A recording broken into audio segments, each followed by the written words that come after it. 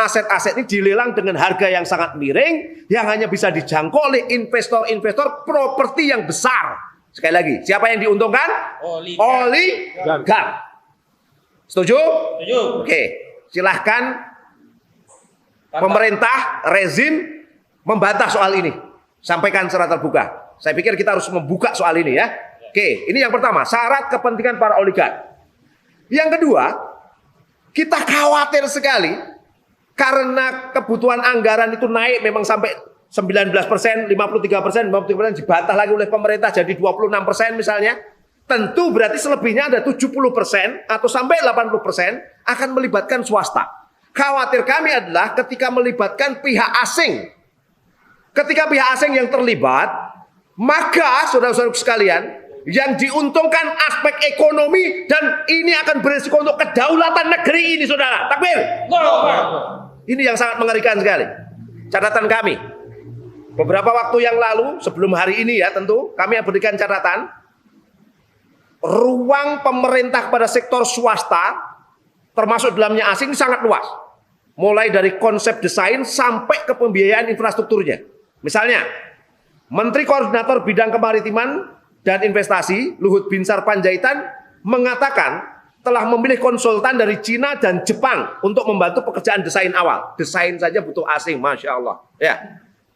Kemudian yang kedua, pihak Amerika Serikat menurut Luhut Binsar Panjaitan sangat tertarik pada rencana Indonesia untuk memindahkan ibu kotanya ke Kalimantan.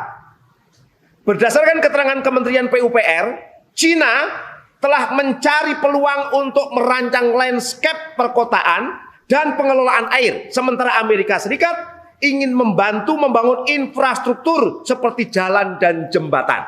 Jadi kalau kemarin ada yang bilang, oh ini hanya negara tertentu, Cina tidak, Cina ada masuk.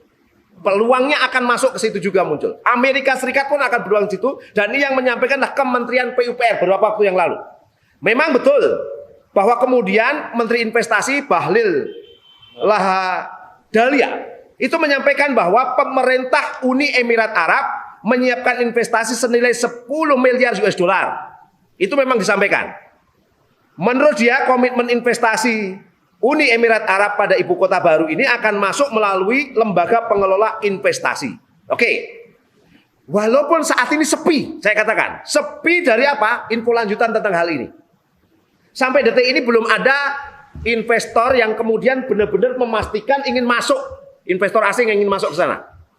Tapi oke, kalaupun belum, ketika nanti gedung-gedung itu, infrastruktur itu, bangunan-bangunannya, berbagai aspeknya, anggap saja misalnya sampai 80% didanai oleh asing, kira-kira kedaulatan kita ini di mana, saudara-saudara sekalian? Kira-kira kedaulatan kita itu tinggi atau rendah, saudara sekalian? Rendah. Kalau rendah, ini pengkhianatan atau tidak, saudara? Pengkhianatan tidak, saudara? Ini luar biasa menurut saya. Ini yang sangat mengerikan dalam konteks kita hari ini. Walaupun sekali lagi masih sepi, ada info, ada rumor yang berkembang bahwa para investor ini takut dengan turnover oleh Cina nantinya. Khawatir gitu loh. Nanti tiba-tiba disepak Cina yang masuk.